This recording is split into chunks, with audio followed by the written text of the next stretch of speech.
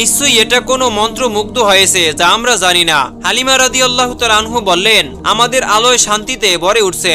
মুহাম্মদ ক্রমে 2 বছরে পা ফেলে আমিও তাকে মায়ের দুধ ছাড়াই। 9 মাস বয়সী সে এমন ভাবে মধুর স্বরে কথা বলতো যা শুনে আমরা সবাই মুগ্ধ হতাম। এভাবেই প্রায় 2 বছর পূর্ণ হলো হযরত মুহাম্মদ সাল্লাল্লাহু আলাইহি ওয়াসাল্লামের। মুহাম্মদকে জননীর বক্ষে অর্পণ করে দিতেই হবে। মা আমেনা ও সন্তান মুহাম্মদের জন্য ব্যাকুল হয়ে আছে, কিন্তু হালিমাও মুহাম্মদের বিচ্ছেদ সহ্য করা দুরূহ মনে করেছেন। মক্কা এসে হালিমা রাদিয়াল্লাহু তাআলা আনহু বিবি আমেনার পদতলে পরে হৃদয় বিদারক ক্রন্দন শুরু করলো। দেখুন বিবি আমেনা, আপনার শিশুটিকে বাদিয়ার আবহাওয়া কত সুস্থ রেখেছে, এখন সে হারছে।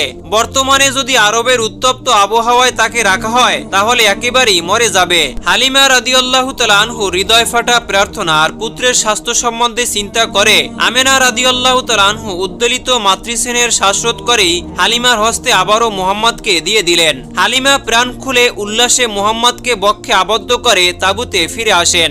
মুহাম্মদ সাল্লাল্লাহু আলাইহি ওয়াসাল্লাম আবারও ফিরে এলেন বনি সাদদের বাসভূমি বাদিয়ায়। কেমন যেন পলকে 5টি বছর অতিবাহিত হয়ে গেল হালিমার কাছে।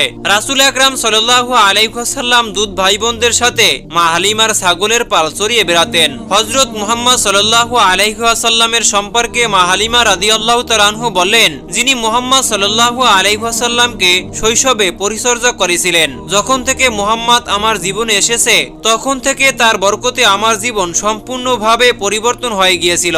আর যার বরকত এতটাই ছিল, আর সেজন্য আমরা মুহাম্মদের নাম পরিবর্তন করে বরকতময় রেখে দিয়েছিলাম। হযরত হালিমা রাদিয়াল্লাহু তাআলা আনহু বলেছেন, একবার আমাদের এখানে খরা শুরু হয়ে গিয়েছিল, মানে চারদিকে শুষ্ক পড়ে গিয়েছিল, জীব জন্তুরা সব ক্ষুধাতে মারা যাচ্ছিল, কিন্তু আমার বাচ্চারা যেদিকে ছাগল নিয়ে যেত সেখান থেকেই আমাদের